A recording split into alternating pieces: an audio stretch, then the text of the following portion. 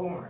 And that video was from a man who we are honoring today, who turned 119 years old yesterday, our Savior, right? The most honorable Elijah Muhammad, right? That's why we're here.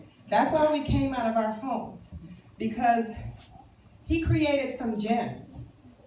When he decided to stand up, right, and he heard a message, and not having much education past the 3rd grade, he made the decision that he was going to do what God called him to do. And that was to create these gems. And the gems that you see are the products. The Girls of Elijah Muhammad, that's where I get the gems from, right? And like a gem, you know, when you extract it from its original state, it's not in its prettiest form, right? So it takes a little bit of working with, a little bit of rough, wiping it off, and sometimes you have to put something in the fire and you take it out, right? But then once you complete that process, then you'll see the brilliance of that gem. And so what we're doing here, what Sister Sudan and I are doing, what Sister Wanda, what all of you all are doing here, we're actually doing that work for a number of reasons. One, we're trying to work off our own soot, right? Our own imperfections. Sister Hazel's back there like, yes. Because by doing this work, the work first on ourselves, we're trying to actualize our own brilliance, right? So that we can shine and be the true gem that we are, right?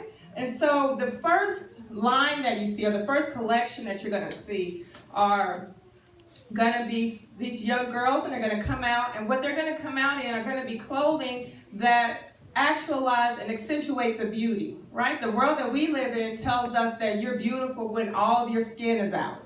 Everything is exposed, but we know that real beauty comes from within and it emanates out, right? And so, we're in the forefront of what now Dolce & Gabbana and H&M, they're all doing these Muslim-inspired lines, but we've already known. We've been on the forefront. We already know what, is actually in style and what's hip. Right? And so the first line that we see are going to be girls wearing we want to change how they go and look for clothes when they go into these stores. We want them to know and be able to determine and discern that when you go into an H&M or a Forever 21 and you're trying to choose something to wear, there are things that you can wear that will cover you, right? And you're still very much pretty, you're still very much relevant in today's fashion, but you force the world to deal with you from this beauty, right? From this. We're forcing the world to deal with our girls, hear their voices, to understand and experience their minds, and not be taken aback by their bodies, right? Music.